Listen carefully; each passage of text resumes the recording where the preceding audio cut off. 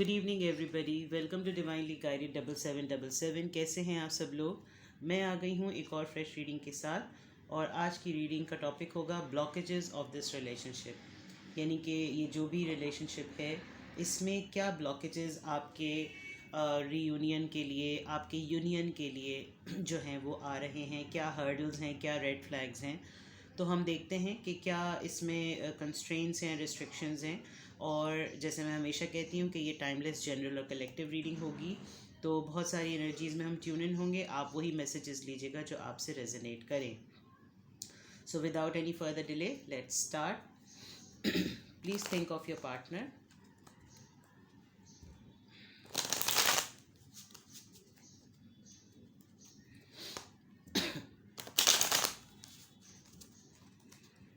Alright, please give us cards. What are the blockages of this relationship? इस रिश्ते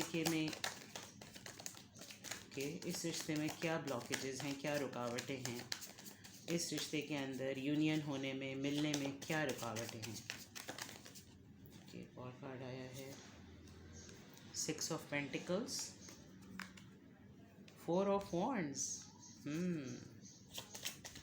शुरुआत तो बहुत अच्छी हुई है। Please give us cards. इस रिश्ते में क्या रुकावटें हैं। ओके,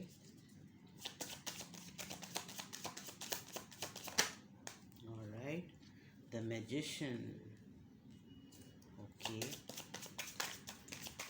इस रिश्ते में क्या रुकावटें हैं।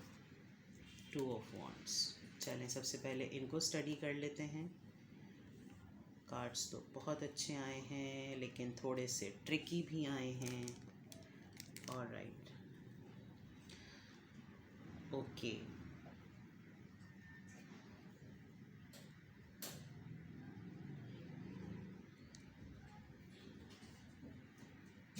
Capricorn, Taurus, Virgo, और with the wands we have Aries, Leo, Sagittarius. आप जो हैं वो स्पेसिफिकली इन 2 स्टार से साइन से डील कर रहे हैं। या तो ये आपके स्टार साइन हो सकते हैं या ये आपके पार्टनर के। ओके, 2 बातें हैं इस रिलेशनशिप में। सबसे पहली ब्लॉकेज तो ये है कि आपके पार्टनर शादीशुदा हैं, ठीक है। और अगर ऐसा नहीं है तो वो आपके साथ डेफिनेटली शादी को या कमिटमेंट को या साथ में होने को ज़रूर देखते हैं। उनको पता है कि आप उनकी लाइफ में सबसे ज़्यादा खुशी लेकर आए हैं, सबसे ज़्यादा। यानी आपके साथ उन्होंने लाइफ का हर मोमेंट जो है वो एंजॉय किया है। और आप उनसे दूर बहुत हैं। वो आपको अपनी लाइफ में रखना चाहते हैं, लाना चाहते हैं या चाहती हैं, या आप अपनी सिचुएशन से मिला लीजिएगा। लेकिन वो आपकी अप्रोच से बहुत दूर हैं, बहुत दूर रहते हैं, या फिर स्टेटस वाइज बहुत डिफरेंस है। और लेकिन जब कभी भी आप उनको देखते हैं या वो आपको देखते हैं, आप अपने दरमियान तमाम डिफरेंसेस को भूल जाते हैं। और ये भी एक बहुत बड़ी बात है कि फॉर श्योर आई फील कि आप लोग मैरिड हैं।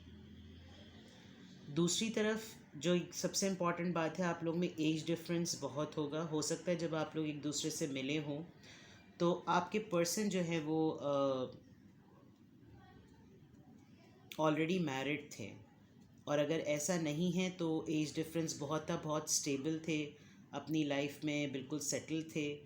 और ब्लॉकेज एक बहुत बड़ी ये हुई कि वो उनको अब तक लग रहा था कि जैसे वो कंप्लीट हो चुके हैं, प्रोफेशनली, इकोनॉमिकली, फाइनेंशियली, हर तरीके से वो कंप्लीट हो गए हैं। But the moment they met you, जब वो आपसे मिले तो आपके पास कुछ ऐसी लाइफ की वो चीज़ें जो उनकी लाइफ में मिसिंग थी वो आपके पास थी। और समहाउ वो आपको बहुत कुछ दे सकते थे। लेकिन इस रिलेशनशिप का एक ब्लॉकेज ये भी था कि उन्होंने आपको राइटली डील नहीं किया। जी, राइटली डील उन्होंने बिल्कुल भी नहीं किया। ऑल्दो आपके अंदर एज डिफरेंस के अलावा स्टेटस डिफरेंस भी था, जैसे मैंने पहले कहा। लेकिन आपके पार्टनर में जो एक पैशन जिसे कहना चाहिए ना, टूवर्ड्स लाइफ, एक डिटर्मिनेशन, अपनी लाइफ को बदलने वाली बात, वो उनके अंदर डे 1 से थी। और शायद ये स्पार्क आपने नोटिस किया था। इस रिलेशनशिप का सड़ा कह रही हूँ, सॉरी सबसे बड़ा जो ब्लॉकेज है वो ये कि देखें, जो बात है सो बात है। आप जो है ना बहुत मैनिपुलेटिव हैं। आप ऑन स्पॉट की जो सिचुएशन होती है ना, यानी जो जिस वक्त की बात हो रही होती है उस वक्त बातों को आप घुमा फिरा देते हैं, जबकि आपको पता है कि आप ट्रुथ जानते हैं, सच्चाई जानते हैं, लेकिन आप जो हैं वो बातों के राजा हैं या रानी हैं। और वो इस वजह से आपको करना पड़ता है क्योंकि आप मैरिड हैं या आपके पार्टनर मैरिड हैं। अब ये वाइस वर्सा भी हो सकता है। आप लोगों को बंदे को ना राम करना आता है। और इस रिलेशनशिप की एक रुकावट ये भी है कि आप लोग जो हैं वो एक दूसरे से ना बाज़ दफ़ा सच नहीं बोलते, फीलिंग्स छुपाते हैं, जेस्चर्स सही नहीं शो करते एक दूसरे को। जैसे ये है ना 6 ऑफ पेंटिकल्स, ये बैलेंस का कार्ड होता है। मुझे ऐसा फील हो रहा है कि पता नहीं, आप लोग कमेंट सेक्शन में बताइएगा कि आप और आपके पार्टनर ना जब एक दूसरे के साथ होते हैं तो आप दोनों को शायद ऐसा लगता है कि आप दोनों एक दूसरे को ही वैल्यू नहीं कर रहे। आपके पार्टनर को ये फील कर होता है कि ये मुझे वैल्यू नहीं करते, और आपके पार्टनर को ये फील होता है ये मुझे वैल्यू नहीं करती या ये करते। मैंने शायद दोनों को एक ही दफ़ा बोल दिया, लेकिन ये वाइस वर्सा है। अच्छी बात यह है कि आप दोनों में से कोई एक पर्सन ऐसा है जो बहुत होपफुल है, बहुत ज़्यादा होपफुल है। With this 2 of wands I feel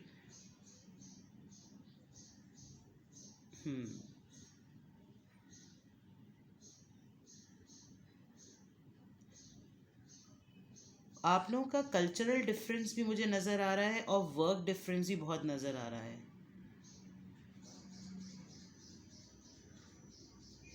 union में या रिलेशनशिप का एक ब्लॉकेज बच्चे भी हैं। कोई ऐसा काम आप लोग करते हैं जो हाथों से लिया जाता है, क्राफ्टिंग करते हैं, एग्रीकल्चर का कोई काम है, स्टिचिंग का कोई काम है, कोई टॉयज़ बनाने का काम है, कुछ ऐसा काम है जो आपको लगता है कि ये बहुत डिफरेंट है। मतलब ये मीन्स लाइक 2 प्रोफेशंस होते हैं ना, 2 ऑक्यूपेशंस होते हैं डिफरेंट, बट आपके पार्टनर या आप they still want this relationship to happen. शायद ये आपकी एनर्जी है क्योंकि आप ये रीडिंग देख रहे हैं। तो इस रिलेशनशिप का जो ब्लॉकेज है वो ये कि एक तो सबसे पहली बात, आप लोग कहीं ना कहीं किसी और से मैरिड हैं, इक्वल गिव एंड टेक नहीं है, एज डिफरेंस है, मैनिपुलेटिव बहुत ज़्यादा हैं, बातों को बड़ा घुमाते हैं फिराते हैं, और ट्रिकरी जिसे कहना चाहिए ना, अपने आप को पहले प्रायोरिटी देने वाले। लेट्स सी मोर, और थोड़ा सा डीप देखते हैं। प्लीज़ हमें गाइड कीजिए कि इस रिलेशनशिप में क्या ब्लॉकेजेस हैं, इस रिश्ते में क्या रुकावटें हैं।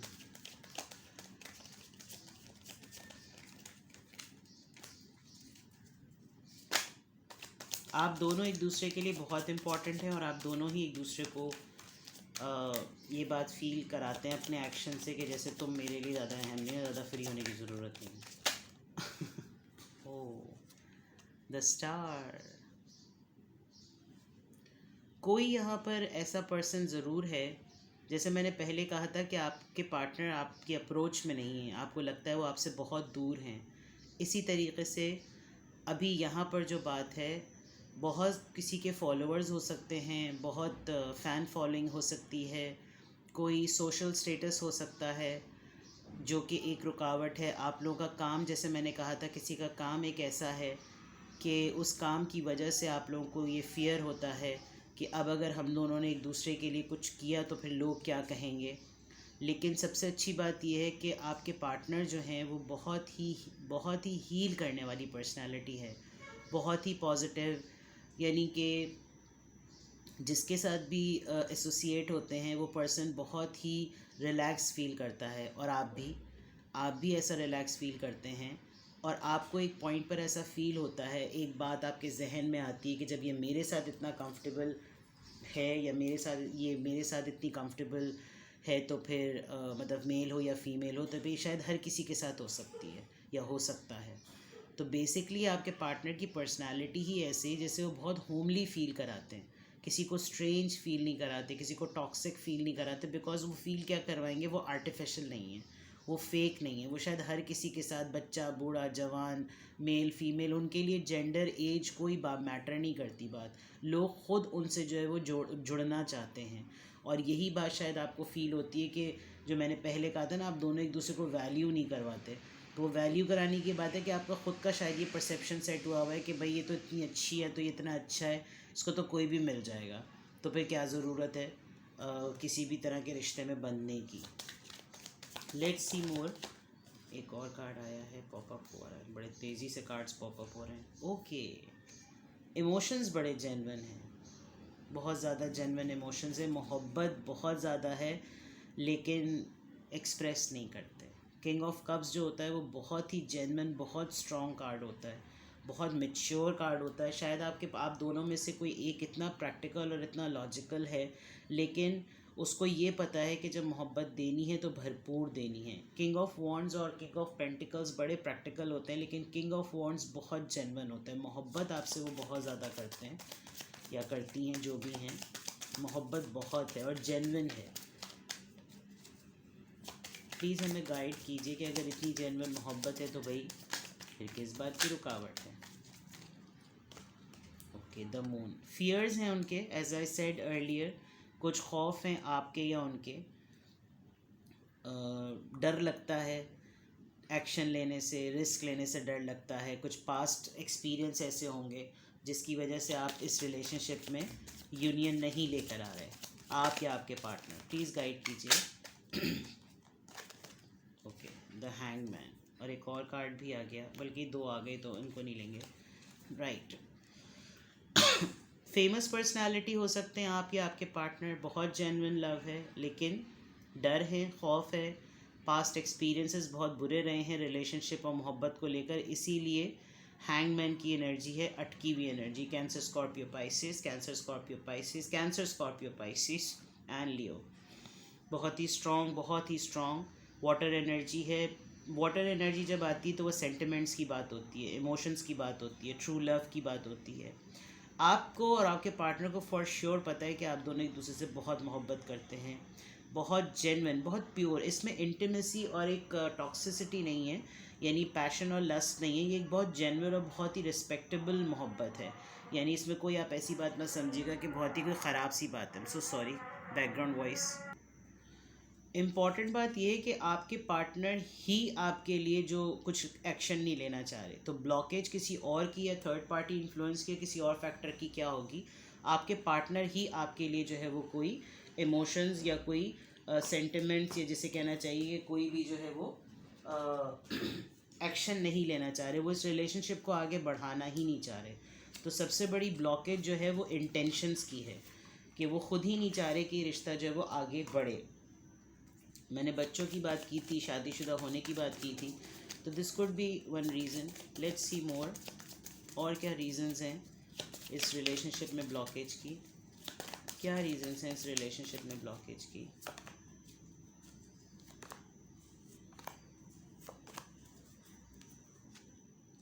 रिलीज़, पास्ट एक्सपीरियंसेस बहुत बुरे रहे हैं, अभी हो सकता है कोई रिसेंटली किसी ऐसे ट्रॉमा से गुजरा हो, या पहले किसी ऐसे मुझे ऐसा फील हो रहा है कि इन्होंने जब कभी भी जिससे मोहब्बत की वो इंसान इनको छोड़ के चला गया। यहाँ आप बहुत सारी ग्रेव्स देख सकते हैं, या सबसे बड़ी बात ये कि इन्होंने एक्चुअली जिनसे मोहब्बत की थी वो बहुत जल्दी चले गए, तो वही चीज़ें इनकी हील नहीं हुई, और इस कार्ड से ऐसा फील हो रहा है इसी वजह से ये पर्सन एक हीलर बना।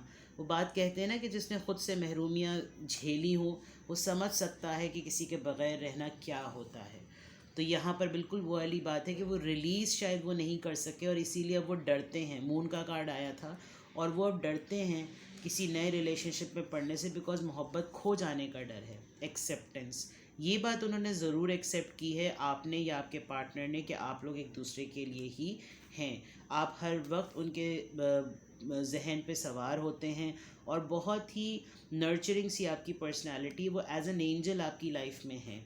प्रेयर बहुत दुआ करते हैं आपके लिए और या आप उनके लिए, बिकॉज एज आई सेड कि यहाँ पर कोई लस्ट या कोई ऐसा फ्लर्टिशियस एनर्जी नहीं है, यहाँ पर बहुत जेन्युइन लव है। तो यहाँ पर मुझे ऐसा लग रहा है कोई नेचर से बहुत ज़्यादा करीब है, बहुत ज़्यादा कोई नेचर से करीब है और नेचर में रहने की वजह से भी उसके अंदर एक हीलिंग एनर्जी आई है। तो this could be one of the reason. और डिस्टेंस की भी बात है, ग्रीफ यकीनन सी ग्रीफ का कार्ड भी आया है, पछतावे का कार्ड है और पास्ट एक्सपीरियंस जो है ना उनके बहुत बुरे रहे हैं, जिसकी वजह से वो आपके लिए खुद जिसे कहना चाहिए कि आप लोग जो हैं वो खुद इस रिलेशनशिप को आगे नहीं बढ़ा रहे, ना आप ना वो। तो ब्लॉकेज जो है इस रिलेशनशिप की वो आप खुद हैं, आप दोनों खुद हैं एज पार्टनर्स, कोई और पर्सन नहीं है। आप लोगों को डर लगता है, आप लोग खौफज़दा हैं, आप लोग एक दूसरे की लाइफ में आने के बाद एक दूसरे की लाइफ से चले जाने का आप लोगों को डर इतना है कि आप लोग एक दूसरे की लाइफ में कोई भी इनिशिएट जो है वो नहीं कर रहा, कोई भी, ना आप कर रहे हैं और ना आपके। ये मुझे बहुत बैलेंस एनर्जी फील हो रही है, इसमें मैं किसी एक को ब्लेम नहीं कर रही हूँ, मुझे यहाँ पर बहुत बैलेंस रीडिंग आ रही है। और फियर्स के देखें, एक रिलीज़ का कार्ड, ग्रीफ का कार्ड, मून का कार्ड, ये सब जो कार्ड्स हैं, 6 of pentacles, equal balance imbalances का कार्ड है यहाँ पर। तो ये चीज़ें शो कर रही हैं कि आप लोग शायद ऐसी पोजीशन में हैं, आप लोग खुद इस रिलेशनशिप को प्रोग्रेस देने में डरते हैं, बिकॉज आप दोनों मज़ीद दुख झेलने से डरते हैं। लेट्स सी मोर।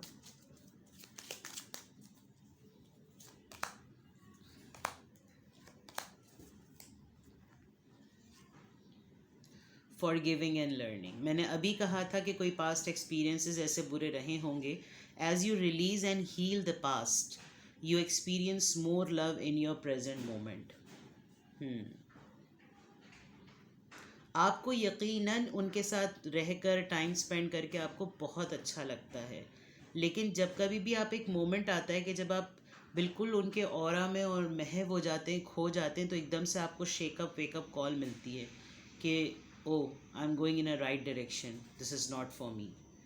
तो आपको अपना पास्ट हील करने की बहुत ज़रूरत है। This could be the one, you are already met the romantic partner you seek. जैसे मैंने पहले कहा था 6 ऑफ पेंटिकल्स के कार्ड में कि आप अपनी लाइफ में बहुत स्टेबल थे या आपके पार्टनर बहुत स्टेबल थे, आपको लगता था आप हर लिहाज से स्टेबल हो चुके हैं, लेकिन जब आप उनसे मिले तो उन्होंने आपकी कुछ सेंटिमेंट्स को कंप्लीट किया and then you realize that it is safe for you to love, open your heart to give and receive the highest energy of all. मुझे ये मैसेजेस डीप आइडेंटिफाई करने में या मज़ीद इसकी इन्फॉर्मेशन लेने से ज़्यादा मुझे ये आप लोगों के लिए एडवाइसेस लग रही हैं, बिकॉज़ आप लोगों को जितना खौफ है इस रिलेशनशिप को आगे बढ़ाने में, मुझे लग रहा है कि आप लोगों के लिए ये बात आ रही है कि आप लोग पास्ट को अपने हील करें और एक दूसरे के रिलेशनशिप को एंजॉय करें, चाहे जिस भी स्टेज और जिस भी फेज़ में आप लोग हैं, बिकॉज ही और she is the one for you and it is very safe to be the partner. इनका पार्टनर बनने में आपको और उनको आपका पार्टनर बनने में कोई प्रॉब्लम नहीं है। You are allowed. मुझे ये कार्ड बहुत अच्छा लग रहा है। It is safe for you to love, open your heart to give and receive the highest energy of all. Because see, आप अच्छी चीज़ें सोचते हैं अच्छी चीज़ें होती हैं, आप बुरी चीज़ें सोचते हैं बुरी चीज़ें होने लगती हैं। आप मोहब्बत का सोचेंगे तो मोहब्बत मिलेगी, आप नेगेटिविटी का सोचेंगे तो नेगेटिव ही चीज़ें आपको नज़र आए, देखो परसेप्शन आपका वो होता है। तो this is something very beautiful at the moment. Let's see final advice for you. अगर इस रिलेशनशिप का ब्लॉकेज आप लोग खुद ही हैं और आप लोगों के लिए ये मैसेज ऑलरेडी आ चुका है कि it is safe for you to love, तो I guess you should take a risk. और मैजिशियन का कार्ड एक तरीके से रिस्क टेकिंग का कार्ड भी होता है।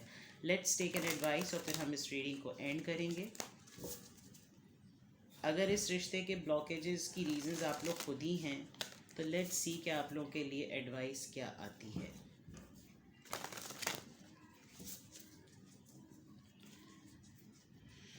Okay, please give us advice.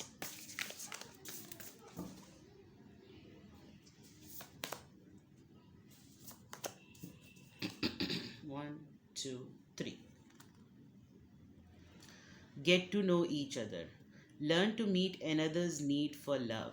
मैंने शुरू में कहा था कि आपको और आपके पार्टनर को दोनों ही को लगता है कि ये मुझे वैल्यू नहीं करती, वो मुझे वैल्यू नहीं करते, और जबकि यहाँ पर बिल्कुल क्लियर आ रही है बात कि आप लोग एक दूसरे को जितना अच्छा जानेंगे, जितना अच्छा टाइम स्पेंड करेंगे, आप देखेंगे कितने हैप्पी हैं।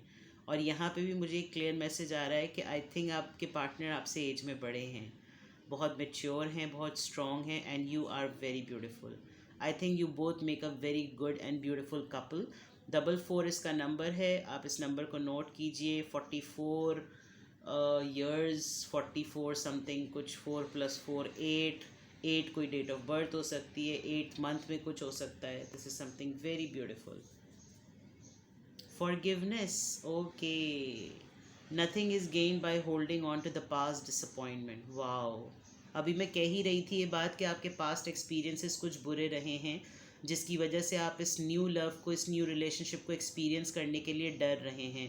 आई गेस पुरानी बातों को छोड़ दीजिए और कुछ भी नहीं रखा। इट्स क्लियरली रिटन कि nothing is gained by holding on to past disappointments. कुछ नहीं रखा पुरानी बातों को, अलाउ कीजिए अपनी लाइफ में खुशियाँ आने के लिए। अगर आपको इनके साथ बात करके, इनके साथ अटैच रहकर अच्छा लगता है, तो फिर किस बात की ईगो और क्या प्रॉब्लम।